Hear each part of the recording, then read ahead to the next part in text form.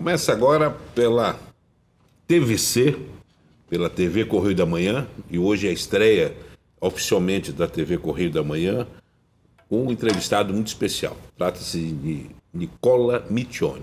Nicola Miccioni, como a família já se aceitou, está aqui nos nossos estúdios. O Nicola é o secretário de Estado, chefe da Casa Civil do governador Cláudio Castro. Mas eu tenho colocado na minha coluna no Correio que ele tem sido um dos grandes engenheiros de um processo de renovação do Rio de Janeiro, inclusive responsável por aquele que é considerado o mais exitoso leilão, que foi as concessões ligadas a saneamento no estado do Rio de Janeiro. Nicola, prazer enorme recebê-lo aqui, e nesse momento histórico, porque nós estamos falando, a exibição original desse programa é no dia 22 de novembro, e nós estamos exatamente no dia colocando no ar as vinhetas da TV Correio da Manhã, que é um passo importante nessa atividade empresarial do Correio. Um prazer estrear com um daqueles que eu chamo um dos membros dos Quarentinhas, que é uma turma na faixa de 40 anos que está promovendo uma grande revolução no Rio de Janeiro. Eu falei, Nicola, da Casa Civil, mas falei na questão do saneamento. Vamos começar por esse teu filho aí, que foi o que mudou não só a questão e a percepção da confiança no Brasil, mas na confiança no Rio de Janeiro. E um leilão, eu tive a oportunidade na fase anterior das nossas entrevistas de conversar com Alexandre Bianchini, e ele aqui contou que cada lance que você inventou de 100 milhões deixava o coração dele assim apavorado, porque cada lance era de 100 em 100. De 100 em 100. Vamos falar sobre esse momento histórico. O que representa para um... Eu vou falar da sua vida, da sua trajetória, mas o que representa um quarentinho? Um cara que na faixa de 40 anos tem a oportunidade, no dia 30 de abril, pilotar um marco de virada na história do Rio de Janeiro. Primeiramente, uma honra. Obrigado pelo convite. Parabéns pela estreia da TVC. Acho que o Rio de Janeiro, o Brasil, ganha muito com mais essa iniciativa no Correio da Manhã. E parabéns de coração por esse trabalho que você e sua equipe realiza pelo Estado do Rio de Janeiro e pelo país. Dia 30 de abril foi um marco histórico que eu acho que daqui a alguns anos a gente vai relembrar esse dia.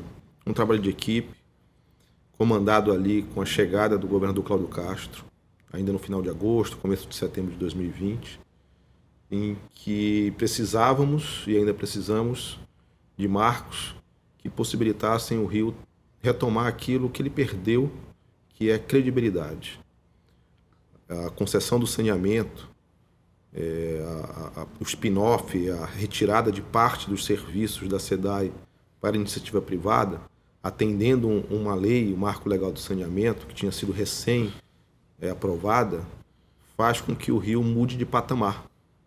Faz com que o Rio, naquele momento, ainda no final de 2020, com o edital lançado e com 30 de abril, o leilão ocorrido na Bolsa de Valores de São Paulo, na B3, traga para o Estado novas empresas, investimentos bilionários. A gente está falando aí de números já repassados, discutidos na imprensa. São aproximadamente 30 bilhões em investimentos, chamado CAPEX. São mais de quase 80 bilhões em investimentos de operação, chamado OPEX. E mais outorga Estado e municípios. E com o efeito multiplicador de investimento em saneamento, os estudos apontam quase 8 vezes, para cada real investido em saneamento, quase 8 vezes na economia como um todo, na economia circular, serviços, indústria, enfim, novas indústrias que vêm para o Rio para prestar serviços, etc. Então a gente está falando de um investimento aí que aproxima-se a R$1 trilhão em 35 anos. E numa relação que a gente chama win-win, ganha-ganha, onde ganha a população, porque passa a ter um serviço prestado, sem o aumento real da tarifa, com um aumento da tarifa social. Essa questão da tarifária estava prevista em contrato, quer dizer, a garantia ao consumidor estava no contrato? Absolutamente. Você pega agora os reajustes do serviço de transporte, IGPM. Quer dizer, o IGPM deu 25%. No último ano, por contrato, teríamos que repassar 25%. O Estado está discutindo ainda com as concessionárias. Não é um que ocorre, por exemplo, com o saneamento, onde você vai ter a inflação do serviço específica. Então, você garante ali que não haja esses saltos de crescimento para a população. Eu vou pegar... E aí, voltando para a questão do leilão. O leilão dia 30 a gente tem Qual a ali... perspectiva inicial? Expectativa, a gente falava ali... Primeiro, antes disso, o governador Cláudio Castro e a Casa Civil teve um embate muito duro com o BNDES, porque o BNDES foi contratado pelo Estado. E quando eu chego ali nas primeiras reuniões, o que é que eu vejo? O BNDES colocando as regras. E eu disse, opa, não é assim. O BNDES é contratado e nós não queremos dessa forma. Nós não queremos um preço de água a ser paga à SEDAI que inviabiliza uma empresa de décadas de serviços prestados à população. Porque a SEDAI continua hoje. Continua com cultura de água. E é a fornecedora da água para os concessionários. E a SEDAI precisa ser uma SEDAI rentável, uma SEDAI forte, uma SEDAI melhor e não menor. E para isso viabilizar, você começa com o preço de água. E a gente chegou com um preço dado por alguém anteriormente à nossa gestão, que lá colocou 1,47. Um preço que sequer é praticado na produção hoje para Niterói. A gente disse, opa, peraí, aqui não está certo esse valor. E aí o BNDES nos veio com a informação de que, mas se não for em 47, o inviabiliza a concessão ou reduz o preço da outorga, o valor da outorga. Eu disse, não. O preço técnico não pode ser aquilo que o mercado quer, tem que ser aquilo que é possível dentro dos números. E a Casa Civil formou uma equipe técnica que estudou, se debruçou sobre os números e encontrou um valor. Eu lembro até que o governador uma vez disse assim, o valor é esse, era 1,70, algo assim. Disse assim, vamos começar negociando por cima. Eu disse, governador, a gente não pode negociar o que é técnico. O valor é esse o correto. E ele disse, não, se é esse, é esse. E a gente colocou para o BNDES, olha, o preço correto é este, 1,70, arredondando. Uhum. E o BNDES, mas para cada real, centavo que você aumenta, você tem que reduzir a outorga. O governador disse, não. Outorga é a expectativa que o mercado tem e que vai fazer frente a algumas indenizações que o Estado tem. Uhum. O preço técnico é esse e a outorga a gente compra. O governador teve um pulso muito firme com o presidente Montezano, dizer assim, vocês são contratados pelo Estado, a Casa Civil fez estudos técnicos que apontam ser 1,70, nós lançamos o edital, e se o mercado precificar para baixo a outorga ou não tiver um ágio tão grande, isso não é o principal. Resumo da ópera. Dia 30 de abril a gente tem um leilão transparente, com mais de 3 mil visitas técnicas ocorridas entre final de dezembro e início de abril, período de visitas, um ágio de mais de 100% nos 3 lotes, uma disputa histórica em lotes. Por que esse gatilho dos 100 milhões? Aí? Na verdade, o edital previa que se não houvesse lance superior a 20% entre uma e outra proposta, teria o Viva Voz. E aí, quando começou numa situação Viva Voz, o responsável pela condução do leilão pergunta para a equipe, disse, olha, tem uma dúvida aqui que é qual o intervalo dos lances, porque vai ter Viva Voz. Uhum. E tinha essa pequena falha lá, essa pequena ausência desse item. O intervalo tem que ser entre X e X. Dados os valores já estavam na mesa, se a gente coloca um intervalo de 1 milhão, por exemplo... Ia passar o dia. Um dia inteiro. Eu dou 1 bilhão e 1 milhão. 1 bilhão e 1 milhão e 2 milhões. A ordem de grandeza apontava para um número superior. E aí, na hora, ela disse 100. E na hora, se você pegar a gravação da B3, você vai ver alguém se comunicando, olhando, eu no telefone, 100. Uhum. Que era razoável, absolutamente dentro da proporção. E subia. Eu lembro que o presidente da Caixa estava do meu lado e olhava, ele não me conhecia. Uhum. E aí, que é isso? Valores altos. E ali foi o sucesso. O sucesso de uma e mostrou sobretudo a transparência que não havia jogo de cartas marcadas. Quer dizer... Eu não conhecia ninguém das empresas. A essência absoluta do processo da livre concorrência operando... Se você pega as gravações, a gente sequer cumprimenta os personagens que participam do leilão. Nós não conhecíamos ninguém. A gente blindou todo o processo de tal forma... O Rio precisa ainda e precisava de um cartão de visita da gestão Cláudio Castro. Agora, esse cartão foi dado. Eu queria só remeter... Aquele dia foi um dia histórico, porque nós estávamos até conversando que se um roteirista fizesse o filme e colocasse aquilo, Ou seja, Eu dizer que forçou a mão, né? O leilão da SEDAI e o impeachment ocorreram rigorosamente no mesmo dia. Na hora do discurso do presidente Bolsonaro, acho que foi o último voto. Foi o né? último voto do impeachment. Eu acompanhei, eu fiquei com as duas. O governador Cláudio Castro, ele disse que o presidente Bolsonaro ao lado dele disse assim, o ponto pro lado, você terminou lá, e o governador do quê? Né? E ele presta atenção no leilão, ele não... Então, assim... Não, foi a sincronicidade, mas aí é o padroeiro aí do Rio... São Sebastião. Vamos falar sobre você, Nicola. Sua formação. Você é funcionário de carreira do Banco do Nordeste, chegou à diretoria, estava aqui no comando regional do banco. E fala da sua trajetória profissional. Eu sou advogado de formação, fiz concurso para o Banco do Nordeste em 2000, tenho 21 anos de carreira concursado do Banco do Nordeste. Né? Fiz concurso assim que me formei, fiz faculdade de Direito no Ceará, na Universidade Federal do Ceará. Mas você nasceu em Macapá? Nasci em Macapá, aos 17 anos. Meu pai fez o que meu avô fez com ele, expulsa para poder estudar fora, né, para poder ganhar asas, né, e poder ter uma melhor qualidade de vida. E aí me mandou para Fortaleza, onde você tem um ensino médio muito forte. Mas seu pai primeiro, ele vai para Belém, né? Meu pai, nascido em Macapá, meu avô... Italiano, imigrante da Puglia, vem depois da Segunda Guerra Mundial, tentando uma vida melhor, saindo ali da fome da Segunda Guerra, da pós-Segunda Guerra, das condições difíceis. Puglia é uma região pobre. Seu Francesco, né? Francesco Michione. E aí me conta essa história, vai. Ele vem montar uma máquina. Meu avô era torneiro mecânico, né? Vem montar uma máquina, um torno para uma empresa, Icome, a famosa Icome, que explora minério de ferro. Ele vem no começo dos anos 50, se hospeda numa pousada, se apaixona pela dona da pousada, uma viúva 10 anos mais velha, com 5 filhos. E ele casa com essa viúva, cria os 5 filhos dela e tem mais 5 filhos, né? Então, família de 10. Família de 10. Meu pai é o penúltimo dessa segunda leva. Então é o nono desses 10, família muito unida. Ainda todos vivos, perdi recentemente meu padrinho, que é o único que faleceu dos 10. Tem pouco mais de 2 meses e que também foi um que foi expulso para estudar fora, né? Aí então o senhor Francisco coloca teu pai para estudar o vovô tinha Nós estamos falando de Macapá dos anos 60. 60, né? 70, muito forte com educação. O papai foi um dos últimos, ainda comerciante em Macapá, a não se formar, quando o vovô, muito forte, ele já com 3 filhos, assim, você não vai, isso não é vida, você vai ter que se formar, e ele foi para Belém fazer Direito.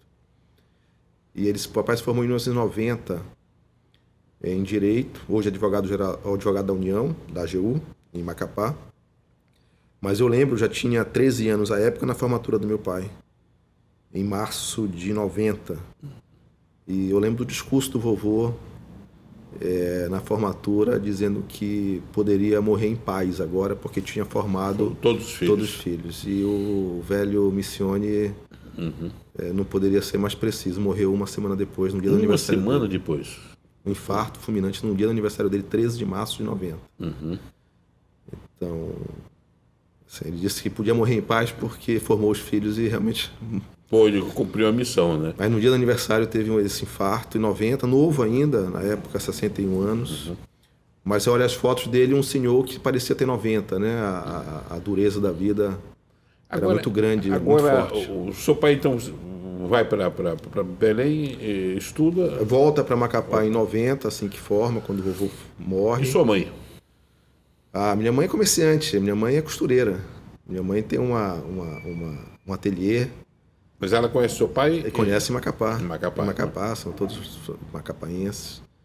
E aí, quando voltamos para Macapá, já papai formado, eu passo ainda 4 anos em Macapá, termino o primeiro grau, o começo do segundo, e o papai me manda para Fortaleza para estudar sozinho, né?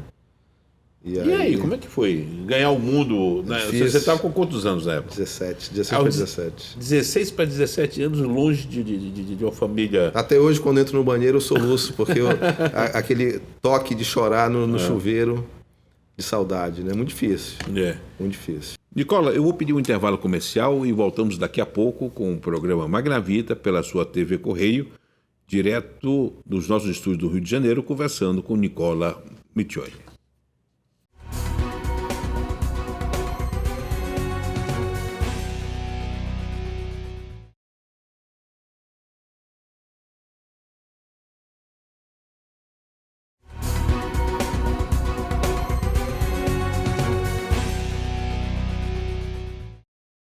E voltamos com o programa Magnavita pela TVC, TV Correio, da manhã, direto do Rio de Janeiro, conversando com Nicola Miccioli. Nicola, mas aí você se forma, faz o concurso para o Banco do Nordeste, que tem a matriz do Ceará. A sede é Fortaleza, embora atue no Brasil todo, Rio de Janeiro, São Paulo, 9 estados da região Nordeste, mais Brasília, né? Antigamente até no Rio Grande do Sul, mas hoje Rio, São Paulo, Nordeste principalmente. E aí passo no concurso do banco para advogado. E aí não cumpri aquele ciclo lógico e normal que seria formar e voltar para Macapá. Ter passado no banco me possibilitou ficar em Fortaleza. E aí cumpro um ciclo aí de um encarreiramento no banco, onde com 3 anos eu assumo a gerência do jurídico do banco, assessoro a presidência por diversos presidentes, conselho de administração. Até em 2016, já morando no Rio de Janeiro, sou eleito diretor de controle e risco do banco, né? Então é um ciclo longo aí de 21 anos, comecei cedo no banco. E essa migração para o estado do Rio? O garoto nascido do Macapá podendo hoje comandar essa retomada, é uma oportunidade de história, né? Isso aí. Eu sou baiano, você sabe, o Rio tem essa pluralidade de adoção que poucas cidades têm, porque como capital aqui era o centro, o Brasil se encontrava e era muito comum, não só que as grandes famílias do Macapá tivessem casas no Rio de Janeiro, os manauaras também. Flamengo e Vasco em Macapá para a cidade mais do que para no Rio de Janeiro, até hoje. Até hoje, a rivalidade é muito grande. E o Rio é o centro, o Rio é o Brasil na sua essência, né? E aí o meu caso no Rio de Janeiro é um caso de amor, principalmente por conhecer minha esposa, minha atual esposa, e aí me mudo. A sua esposa, a família dela é do Rio? Do Rio. Com pé em Petrópolis, inclusive? Isso, meu sogro é petropolitano, Binato de Castro, meu sogro foi desembargador, é desembargador aposentado. E eu conheci minha esposa e me apaixono de modo que me mudo para o Rio. De vez? De vez em 2015, desde 14, 15. E aí quando o banco estava naquele processo de fechamento de agências extra-regionais, eu mostro para o presidente do banco que o Rio era uma praça importante para ter um escritório de atração de investimentos como ia se ter em São Paulo e no Rio numa proporção um pouco menor. E aí o presidente chega para mim e diz assim, mas o Rio é complicado porque poucas pessoas vão querer ir para o Rio. Aí disse, esse problema eu já solucionei para o senhor. E o Rio hoje faz mais atração de investimentos para o Nordeste do que São Paulo, que faz quase o dobro da meta. É uma praça muito importante para o banco, né? Esse viés, eu como nordestino, esse viés de você ter a questão do fomento, de facilitar a atração é fundamental para quem quer desbravar. Mas eu queria voltar um pouco aí a esse DNA seu, do seu Francesco, porque é interessante, porque o senhor Francisco acaba sendo como você, um cidadão do mundo, né? Sim. Porque nasce na Itália, vem para o Brasil, vai para Macapá. Já fica em Macapá. E aí tem um ciclo. E Macapá você se sente como ele, um cidadão do mundo? Macapá é distante até hoje, né? Imagine naquela época, né? A família, inclusive, se aproximou mais da Itália depois da morte dele, né? Tem uma relação muito próxima com a família italiana, com a comunidade italiana. Mas algumas pessoas brincam até que eu não tenho um sotaque muito próprio de um local ou de outro, porque eu acho que no Brasil nós somos cidadãos de um país só, né? Um país só. Não é fácil carregar essa coisa de ser assim, você é de Macapá, você é de Fortaleza.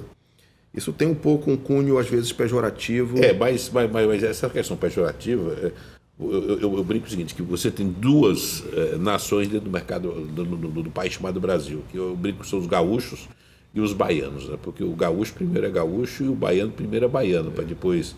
É uma questão de barrismo, de um regionalismo muito acirrado. Mas o preconceito existe. No mundo todo isso tem. Na Itália, se você se refere a um calabrese ou a um romano como italiano, ele não aceita, ele é romano, não é italiano. E a disputa entre Milão e Roma é muito forte. Então isso acontece em qualquer país do mundo. No Brasil a gente só vive isso. E aquela coisa da misoginia de querer agredir a pessoa pela nacionalidade ou pela seu berço. Em Portugal, as piadas são com alentejanos. Nós já fazíamos piadas com os portugueses. Na Itália, com os calabreses. Quer dizer, você tem aí essa... Mas, Nicola, vamos voltar à sua relação com essa turma de 40 que está fazendo aí a história. O governador tem 42, você tem um secretariado também nessa faixa etária. Como é que você se articula? Como é que é conviver no momento com pessoas que estão aí com os hormônios lá em cima? Você tem uma faixa etária, você tem alguns secretários mais experientes, né? E outros menos, né? Eu tenho ali 44 anos. A gente com 44 ainda se acha com 20 e poucos às vezes, né? E eu acho que essa dinamicidade, essa velocidade do mundo faz com que a gente às vezes esqueça da idade. Eu lembro quando eu era bem mais novo, meu pai tinha 44, eu achava ele um velho já. E 44 anos a gente não me acha assim. É um momento de uma turma que quer ver o Rio voltar a crescer. E que eu acho que aquele ditado chinês de que o melhor local para poder crescer é o fundo do poço, onde se toma impulso, né? Eu acho que o Rio chegou nesse ponto, fundo do poço. E é uma turma na faixa dos 40, mas tem gente também mais nova, tem gente mais velha, que tem um ânimo muito forte de... Uma coisa que eu sempre digo para a equipe, digo para as pessoas, eu poderia estar muito tranquilo, sossegado na minha atividade enquanto executivo do banco, na minha atividade de advogado, mas colocarei em risco talvez uma coisa que me é muito cara. A paixão que eu tenho pela minha esposa foi a paixão que eu adquiri pelo Rio de Janeiro. É um estado absolutamente maravilhoso. É uma decisão de vida ficar no Rio. Tive a oportunidade, quando eleito diretor do banco, de ir para Fortaleza, voltar para Fortaleza, e a opção foi pegar voo domingo, voltar na sexta, às vezes na quinta-noite, custeando as despesas de deslocamento, porque amei o Rio de Janeiro de uma forma absurda. E eu não quero que meu filho não tenha a oportunidade de escolher ficar. Se ele vai ficar ou não, é outra questão. Depende dele, mas ter que sair do Rio por falta de opção, aí seria algo que me entristeceria muito. Então, o Enzo, meu filho mais novo, que tem 5 anos, já nascido no Rio de Janeiro, eu quero que ele tenha essa oportunidade de dizer aos 22, 23 anos, quando formado, dizer assim, eu posso ficar no Rio porque eu quero e há oportunidade desse trabalho. E a gente precisa fazer isto hoje para que um trabalho de geração ocorra, para que o Rio volte a ser um estado, do ponto de vista econômico, de estabilidade social, financeira, econômica, política, similar ao que a gente olha um pouco hoje a São Paulo. Não precisa passar São Paulo, mas não há menor cabimento do Rio disputar posição com outros estados da federação que não seja São Paulo. Pelo protagonismo histórico, por ter sido capital. Pela importância política no cenário nacional. E eu diria que o Rio acaba tendo um protagonismo nacional até mais relevante. Mais relevante no mundo, muito maior. E eu acho que é uma oportunidade e uma obrigação desta geração. Você falou em viagem. Você acaba de retornar de uma maratona, a palavra é essa, de reuniões. Já tem secretário dizendo que não viaja mais com você porque você adotou uma agenda que não dava para ninguém respirar. Mas vocês deram um exemplo. Nós estamos gravando essa entrevista um dia após a sua chegada e veio todo mundo de classe econômica.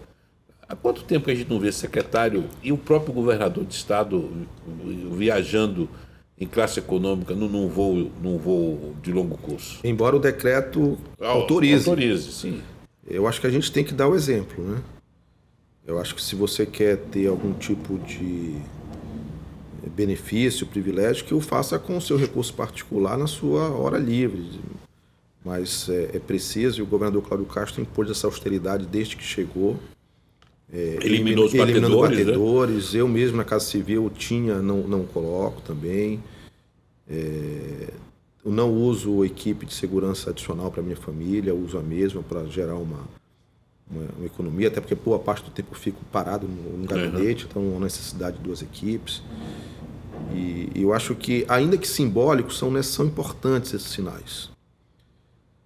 Uma equipe enxuta, quando a gente, no último dia de viagem, conversa com algumas pessoas de imprensa, uma em especial que diz assim, volta-se para a gente, diz assim, governador, secretário, até bem pouco tempo atrás, uma viagem como essa teria o dobro ou o triplo de comitiva. Em termos de gastos, o elemento multiplicador nem sei o que seria. E as agendas, ao invés de 5, 6 agendas no dia, 4, 5 agendas no dia, você teria uma agenda no começo do dia e o resto do tempo livre. É outro padrão. Eu ouço também de representantes de embaixada que nos atenderam, disse assim, parabéns pela postura. E eu acho que isso não é nada mais, envergonha um pouco. São elogios que nos envergonham.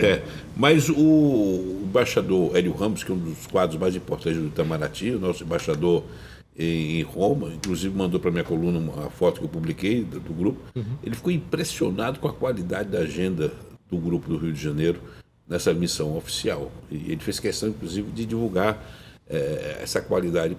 Me faz um balanço do que foi essa viagem. A gente teve reuniões com grandes empresas italianas que atuam no Brasil, Enel, TIM, Leonardo, com a Enit, que é a Embratur na Itália. Tivemos reunião, visitamos o Telespazio, que é o centro espacial localizado no interior da Itália, a 1 hora de viagem, fomos de carro até lá, e que vai ser replicado aqui no Brasil, em Maricá, com pedra fundamental lançada nas próximas semanas. E tivemos uma reunião muito importante, o governador teve uma reunião muito importante com a vice-ministra de Finanças da Itália. Foi recebido como um verdadeiro estadista, falando do Rio de Janeiro. E por que a importância dessa reunião? Porque o Ministério das Finanças da Itália é dono, a Itália é dona de todas as empresas, seja por participação minoritária, seja por participação em outras empresas que indiretamente dão controle. Também dão controle. Então, todos os investimentos de Enel, TIM, a operação da TIM é maior e da Enel é maior no Brasil do que na Itália.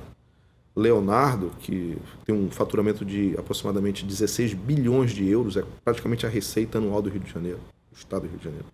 Esses investimentos eles são autorizados pelo Ministério das Finanças. E quando o governador conta todo o saneamento nas finanças que ele faz no Rio de Janeiro, o saneamento político que ocorre, ele dá tranquilidade para aquele ele investimento. Ele dá credibilidade e investimento. Investimentos esses que podem ocorrer agora, daqui a 1 ano, daqui a 10 anos. Mas quando estiver na mesa do Ministério, do Ministro das Finanças, o aumento dos investimentos desses grandes grupos italianos, ele vai lembrar de que ali no Rio de Janeiro tem credibilidade e tem um processo em andamento. Então isso é fundamental. Nessas viagens, às vezes o deslocamento da rotina física do dia a dia, apesar que hoje com o WhatsApp isso é quase impossível, permite uma reflexão e uma leitura. Desses encontros agora no exterior com o governador, vocês tiveram chance de fazer uma releitura com esse distanciamento do que vocês estão fazendo no estado do Rio? A gente realmente dá aquele passo atrás para olhar o quadro um pouco mais amplo, né? E quando a gente vê a forma como a gente viaja de maneira mais econômica, a forma como as agendas são impostas com eficiência, trazendo cada agenda um cuidado. Eu lembro que ficou vago um horário numa agenda em Barcelona, eu fiz questão de encaixar uma nova agenda e poderia ter aproveitado ali 1 horinha para alguma distração. Eu disse, não, vamos encaixar. Durante o dia nós não temos o direito de não termos agendas institucionais que estamos aqui trabalhando. E num dia, inclusive, era feriado no Brasil, né? Então, se olhar dias úteis, foram pouquíssimos, né? E sábado e domingo, inclusive, a gente aproveitou o embaixador, que é cônsul-geral em Barcelona, quando nos buscou no aeroporto, tivemos uma reunião ao longo de todo o trajeto, discutindo, vendendo o Rio de Janeiro. Esse é o grande ponto, a oportunidade de vender. E na hora que se vende o Rio de Janeiro, mostra esse momento, a gente começa a blindar o Rio da má fama ou de questionamentos. Isso influi diretamente na decisão de novos investidores. E olhando de fora para dentro, a gente vê com muita tranquilidade que a gente está no caminho certo. E dá um regozijo diferente. Porque os sinais chegaram lá, quer dizer, quando você tem um leilão bem sucedido como esse... Segundo maior da história, depois das teles. Se você olha o 5G agora, o do saneamento foi maior. E já com o último lote agora em novembro, sem questionamentos, de maneira muito transparente. E dá um regozijo diferente saber que pode ser construído um rio de maneira diferente. A gente tem, repito, essa obrigação. Eu acho que a população ela não pode perder a oportunidade de ter o governador Cláudio Castro nesse processo contínuo. É um governador que procura não só pacificar, mas ter um diálogo com todos diferente. Eu queria que você mergulhasse nisso, porque Casa Civil, para qualquer governante, é a extensão do gabinete, é o braço, é o secretário mais íntimo, é como se fosse o vice-ministro, o vice-governador, em termos de... porque acaba coordenando todo o governo. É o papel da Casa Civil. A Dilma foi chefe da Casa Civil do próprio presidente Lula. Como é que é o Cláudio na intimidade, na sua relação com o chefe da Casa Civil? Ele é um bom ouvinte? Ele é transparente? Eu queria que você revelasse aqui o que puder. Lógico. Sobre um Cláudio que é desconhecido pela mídia. Não existe uma Casa Civil autônoma. Existe a Casa Civil do governador Cláudio Castro. Eu sou o longa-manos nas questões administrativas do governador Cláudio Castro. Não existe uma vontade do secretário Nicola, uma ação política, até porque eu não sou político e nem pretendo ser político partidário do ponto de vista de eleição. Então, eu sou um executivo, um longa-manos da vontade e do direcionamento do governador Cláudio Castro. Vamos explicar, é um termo jurídico, você como advogado, mas vamos explicar o longa-manos. É uma extensão, um braço, né? O braço longo. Então, exatamente, o braço mais longo. Eu falo pelo governador nas questões administrativas e nada é feito sem dialogar com ele. Nicola, eu vou pedir um intervalo comercial e voltamos daqui a pouco com o programa Magnavita pela sua TV Correio, direto dos nossos estúdios do Rio de Janeiro, conversando com Nicola Miccioli.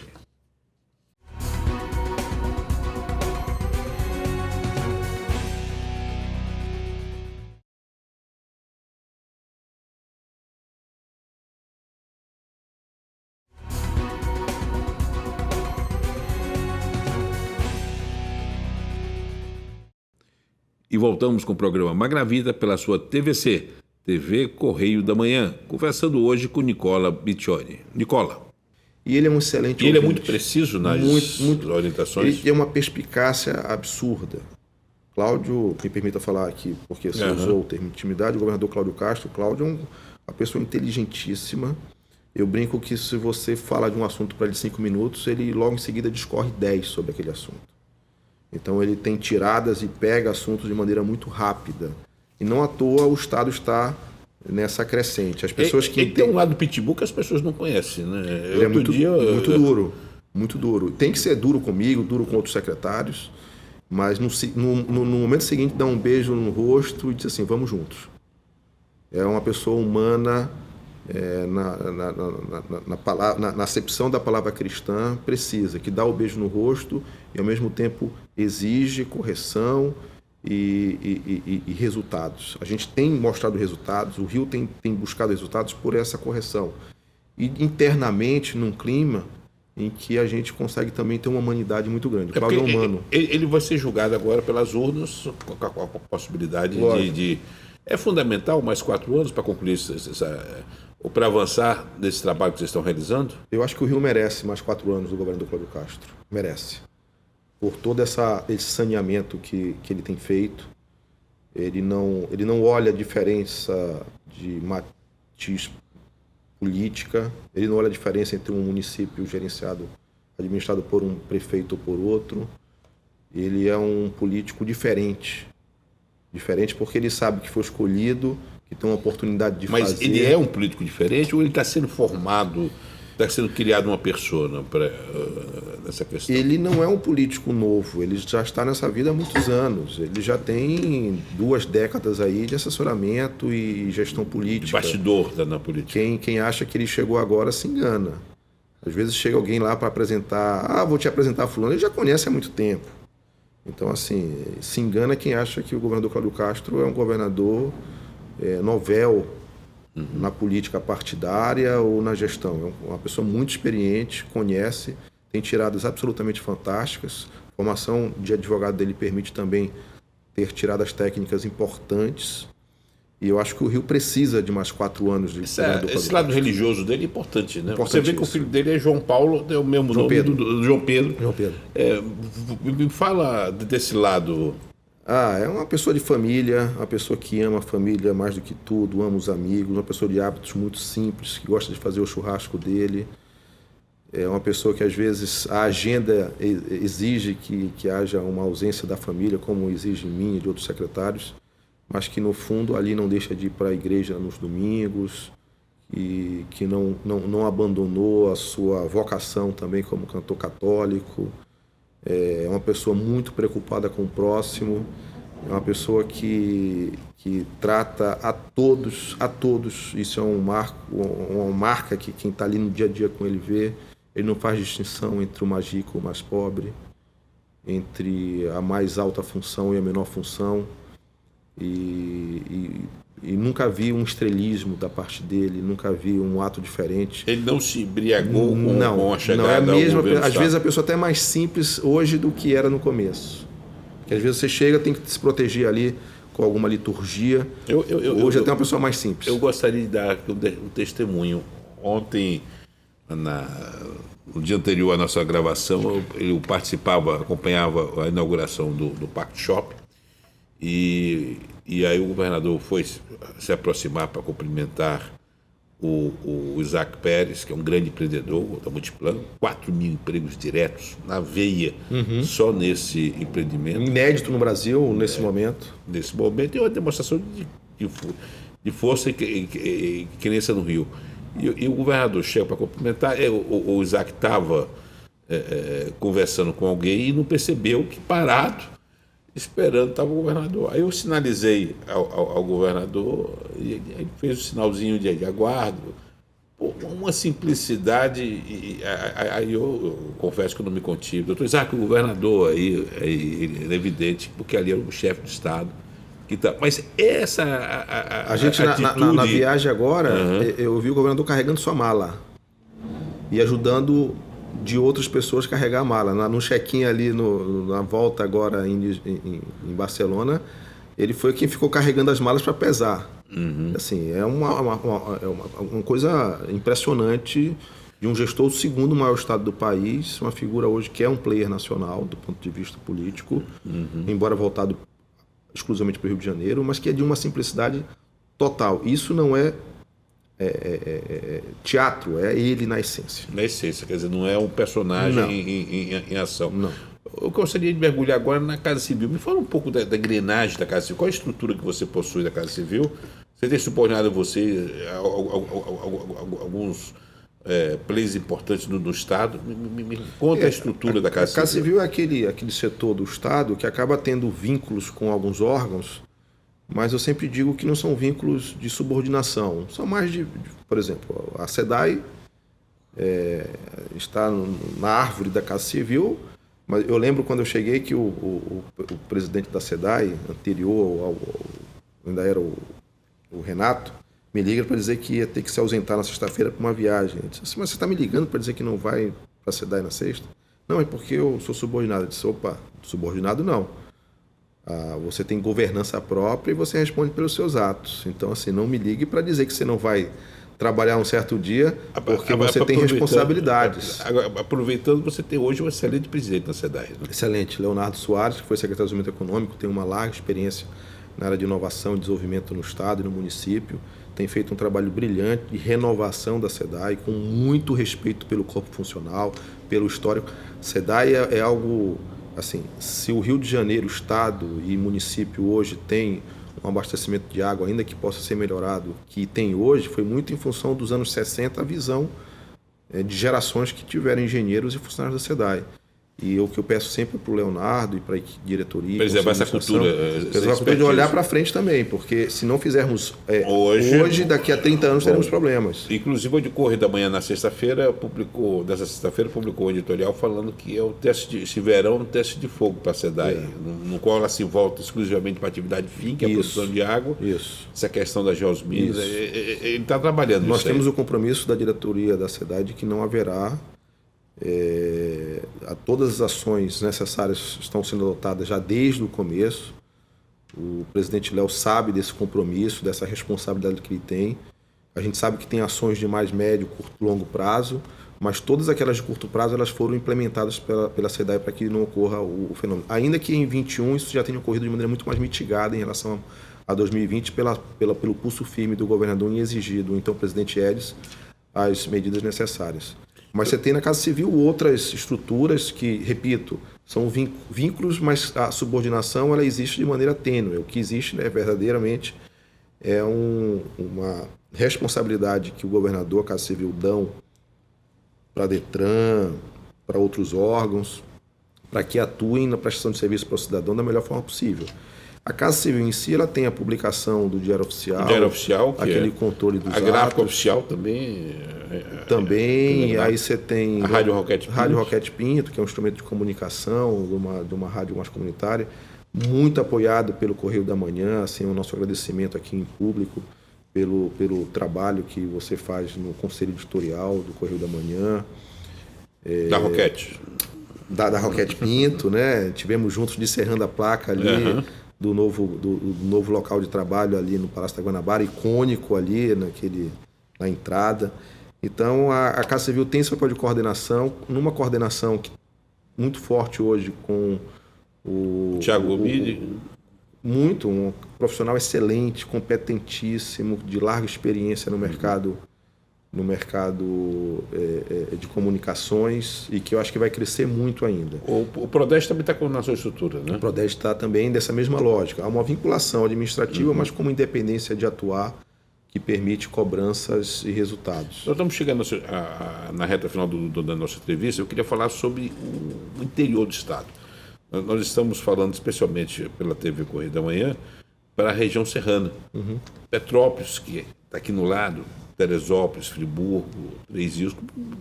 Me dá a sua visão do interior do Estado. Olha, o Rio, quanto mais rico o interior, mais rico é o Estado, né? Se você olhar para São Paulo e se pergunta por que São Paulo é um Estado rico, a resposta é porque o interior é rico. Eu acho que o olhar que o governador Cláudio tem para o interior, ele vai ser fundamental nessa virada de página do Estado do Rio de Janeiro. O governador em janeiro inaugurou aquele governo que a gente chama itinerante, presente nos municípios, naquela homenagem aos 10 anos das vítimas lá da região serrana, em que ele trabalhou ali na ajuda diretamente quando sequer era vereador ali, junto com o Márcio Pacheco.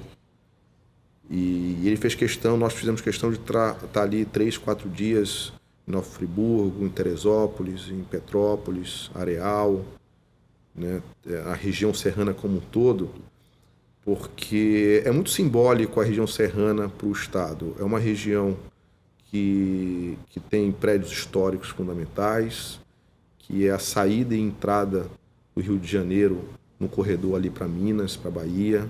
Por falar nisso, eu quero que você abra um parênteses sobre a 040 aí. Como é que você tem visto o problema da Concer? É federal, mas o Rio tem tido algum diálogo com relação a isso, porque você conseguiu estabelecer uma relação muito boa com o governo federal. Você é muito respeitado na área da área federal. A Casa Civil hoje absorve toda a questão do Pacto RJ, que são um conjunto de investimentos de 17 bilhões de reais para os próximos 3 anos, e algumas concessões especificamente estão na Casa Civil hoje. O nosso papel é de diálogo. Eu tenho uma formação vindo da área econômica, de desenvolvimento empresarial, desenvolvimento econômico como um todo, e sei da importância, até pela minha formação no banco, de que concessões e investimentos possam ocorrer para o crescimento de um Estado. A diferença de uma estrada, de um porto, de um aeroporto para a atividade econômica de um Estado no longo prazo, se não trabalhado hoje, não gera efeitos daqui a 10 anos. Muitas das sementes que estão sendo plantadas hoje serão colhidas por governadores que não sequer são pensados como possíveis candidatos hoje. A Concer é um elemento importante, é um corredor importantíssimo, há toda uma lógica turística. É impensável você não ter a região serrana do Rio de Janeiro como um polo turístico algumas vezes maior que Gramado. Não tem menor cabimento você ter um Gramado maior do que a região serrana. Tudo é real, quer dizer, o imperador está lá. Tudo está lá, tem uma história. Tem história. Cada rua tem uma história. Nós pegamos 10 horas de voo para ir para a Europa para ver ruas ou prédios que nós temos aos montes em Petrópolis ou no centro do Rio de Janeiro. Então é inadmissível que a gente não tenha uma capacidade logística de deslocamento para o turista que faça com que Petrópolis fique impraticável do ponto de vista do cidadão, brincando aqui. Sua sogra mora em Petrópolis, né? Mora ali na Barão do Amazonas, ali na frente da casa de Santos Dumont, família tradicional de Petrópolis, ali do Clube Petropolitano. É uma figura absolutamente maravilhosa. Minha sogra é uma daquelas figuras que... Qual o nome dela? Dona Nelly Filpo. Um abraço para Dona Nelly, que está nos assistindo. Dona Nelly é uma figura apaixonante, né? Ex-campeã nacional de tênis de mesa. Você foi adotado pela família Gera até ciúme na minha. Eu queria falar do lado pessoal. O que irrita a pessoa, o Nicola? São quase 15 meses já de governo do Estado. Eu acho que eu mudei muito, aprendendo muito com os colegas. Cresce, né? A gente cresce. Tem uma evolução. Você tem uma paciência, você cresce a sua capacidade de paciência. Eu sempre fui uma pessoa um pouco do sangue italiano, mas que posso até brigar com uma pessoa, mas se essa pessoa precisar de mim às 4 da manhã, entre um sábado e domingo, ela pode contar comigo que eu vou estar lá para ajudar. Então, uma pessoa, eu tenho um cuidado com o próximo muito grande, gosto muito de conversar, sou muito duro nas relações de trabalho, mas termina ali a reunião, eu garanto que eu vou ser o melhor amigo daquela pessoa. Qual é o tipo de lazer que você tem? Vamos fazer uma espécie de raio-x. Eu gosto muito de cinema, né? Então, era um cinéfilo absurdo, de passar... ver coleções de diretores, estudar os diretores, ler sobre filmes antigos. Pensou trabalhar com cinema alguma vez, não? Já pensei. Eu gostava muito de fotografia, né? Ângulos, e sim. Então, assim, mesmo na faculdade, eu tinha um ritmo... Mas tem isso como hobby, não? Tenho como hobby. Hoje menos, realmente, a atividade de chefe da Casa Civil é impossível. Ler é impossível. O dia teria de ter 48 horas, 72 mas, horas. Eu tinha catalogado milhares de filmes vistos, anotados, com rascunho. E o casamento? E a agenda do casal? Porque você tem um Enzo e tem uma menina também que é mais velha, né? Tem uma filha de 19 anos que faz psicologia em Macapá, mora com a minha mãe há muitos anos. O Pietro, de 15, e o Enzo, de 5, né? Que são um flamenguista e um tricolor, fluminense, né? Apaixonados pelos clubes e que brigam muito, mas é uma rivalidade saudável e engraçadíssima. Você já se fotografou dos seus filhos? Já viu em algum deles características que são muito suas, assim?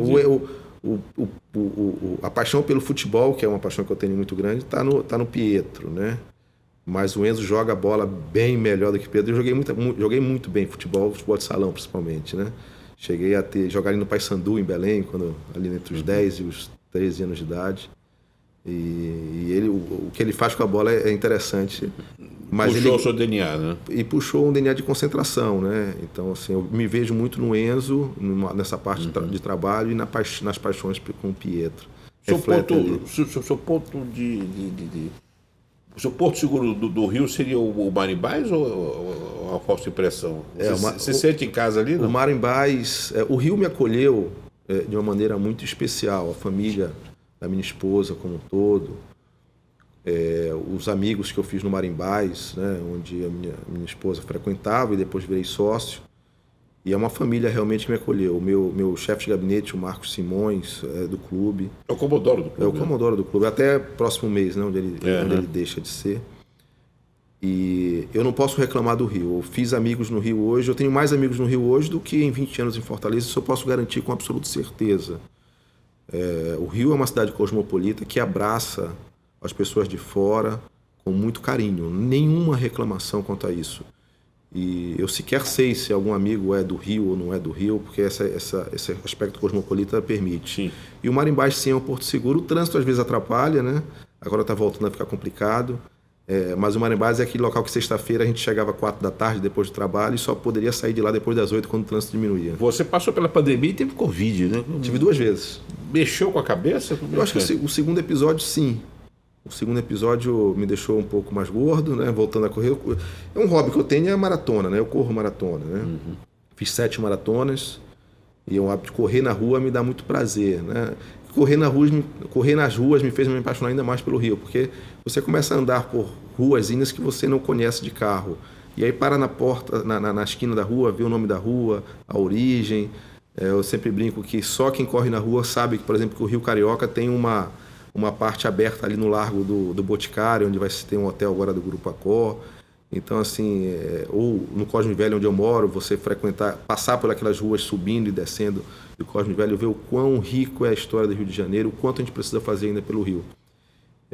Mas o segundo episódio de Covid me deixou com um preparo físico muito ruim. Eu não sei se foi a Covid ou foi o excesso de trabalho na Casa Civil, mas de alguma forma coincidiu essa dificuldade. Voltando agora, porque sem saúde a gente não consegue enfrentar 22 com tranquilidade. Você já disse que não é candidato a nada. Não. Mas dá gosto viver a boa política, os bastidores da boa política? Dá muito gosto saber que o que você faz hoje influencia na vida de cada pessoa. Dá muito gosto você trabalhar por uma lei ou por uma regulamentação que evita que uma empresa saia do Estado, mesmo que essa empresa, ao não sair, preserve só um emprego. Porque um emprego, quando você preserva o plano de saúde daquela família, a capacidade das crianças daquela família poder estudar. Então, assim, o governante, o executivo, ele tem que começar a olhar muito para o indivíduo antes de olhar o todo. Eu acho que essa visão humanística que o governador, a equipe do governador tem hoje de preservar emprego, de trazer emprego, essa boa política, ela é fundamental. Se a gente começa a olhar o quadro todo, sempre a gente perde a noção do dia a dia, perde a noção do indivíduo, do ser humano. Nicola, eu queria terminar com ping-pong. O tempo, infelizmente, chegou ao fim. Eu queria... Itália, o que representa a Itália para você? Itália é berço, mas o Brasil é muito mais importante. É onde foi dada a oportunidade para meu avô crescer e formar seus filhos. Eu vou dizer que gostava mais do Brasil do que a Itália. E a Itália tem a sua importância na formação, mas eu acho que a gente tem que dar muito valor a quem nos acolhe, né? Assim como eu acolho o Rio de uma maneira especial, o meu avô acolhia o Brasil de uma maneira apaixonante. Ele dizia que torcia pelo Brasil em 82 mais do que torcia pela Itália. E isso é de coração dele mesmo. Mas a Itália, ninguém sabe para onde vai se não sabe suas raízes, suas origens, né? E a Itália tem essa coisa da organização, do trabalho muito forte. A força do sangue, né? A força do sangue. Direito. A direito é a minha base, embora eu tenha ido a Fortaleza na época a fazer engenharia civil, eu acho que o afastamento do pai me levou para o direito, que é a base também dele de formação. Mas o direito em si não vale de nada, né? Ponce de Miranda dizia, um grande jurista, dizia que quem só de direito sabe, nem direito sabe, né? Então o direito é só um instrumento das coisas mais importantes que acontecem no dia a dia. Então as pessoas que veem o direito em si próprio acabam tornando esse mundo mais complexo em termos de instrumentos processuais. Eu prefiro ver o direito como um instrumento para que as coisas reais aconteçam. Um contrato nada mais é do que um instrumento que formaliza aquilo que se tivesse o fio do bigode ainda, seria mais importante que um contrato. Então, um direito ele tem o seu papel, mas ele não pode ser um fim em si próprio. Solidão é reflexão? Sempre. Sempre. Se um homem não se tem como uma boa companhia sozinho, ele não é boa companhia para ninguém. Eu queria que você falasse do chuveiro. O que representa essa terapia? Eu lembro. Você acredita que a força da água, a água ajuda? A força da água do saneamento do rio, as novas águas, a Baía da Guanabara. Eu até brinquei, que eu não posso perder a piada, perco um amigo, eu brinquei com o Alexandre Bianchini, porque tanto ele como diretor de Relações Institucionais moram fora da concessão deles, né? Então, porque eles moram na Barra e aqui o operador é o outro, né? O outro, é igual. É igual. Então, eu brinco que o cara que gere águas do rio... É bom que ele vai poder ser crítico com a concessionária aqui, né? Tá. Mas a distância do meu pai e da minha mãe, lá com meus 16, 17 anos, fazia eu chorar muito no banheiro, sim. Maturidade, o que é para você? Maturidade é aprender com os erros.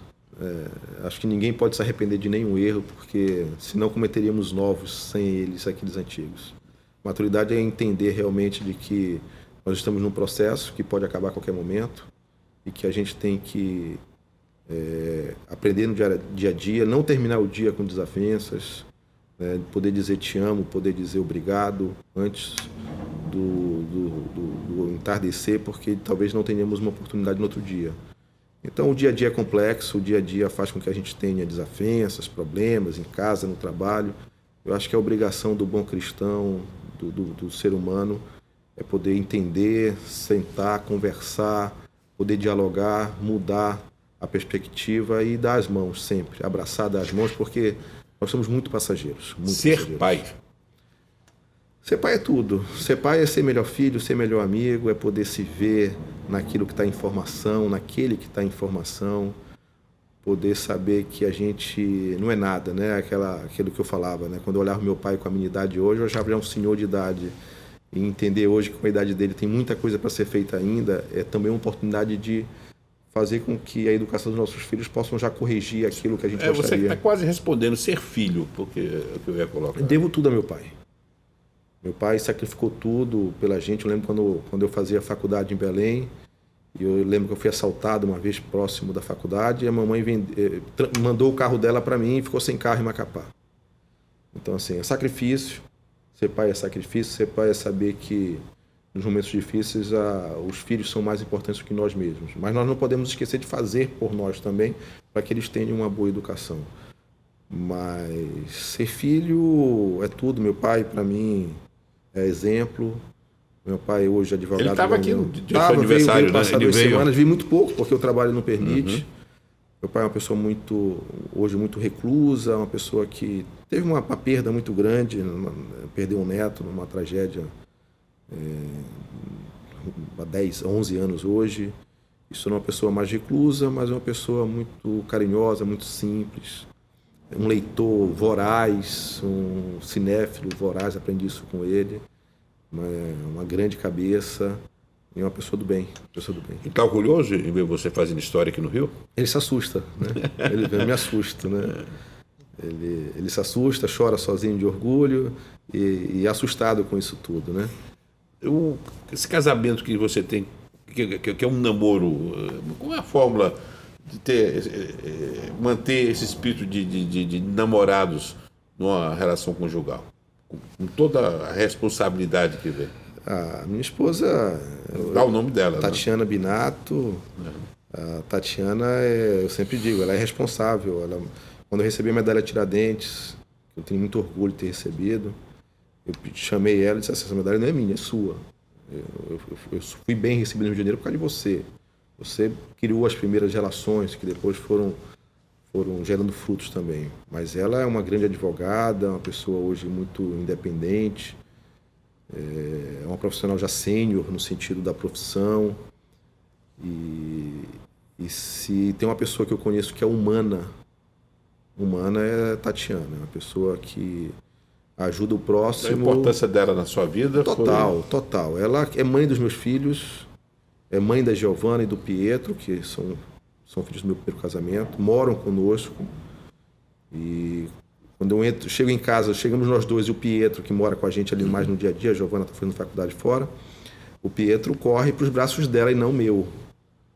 Então ela é mãe no sentido amplo da palavra. Ela é uma pessoa forjada para ser uma mãe, para acolhedora com os amigos. Quem a conhece se apaixona e não foi diferente comigo. Na reta final, uma frustração. Uma frustração? Não é uma frustração. Eu queria ter feito um pouco mais pelo meu estado, Amapá. Acho que vai ser difícil com a paixão que eu nutri pelo Rio de Janeiro, mas é uma frustração mínima, né? Eu gostaria que o meu estado tivesse um desenvolvimento. Acho até que fiz um pouco, porque com o modelo de saneamento do estado do Rio de Janeiro, ele foi copiado no Amapá agora, né? Olha. Então já teve algum fruto.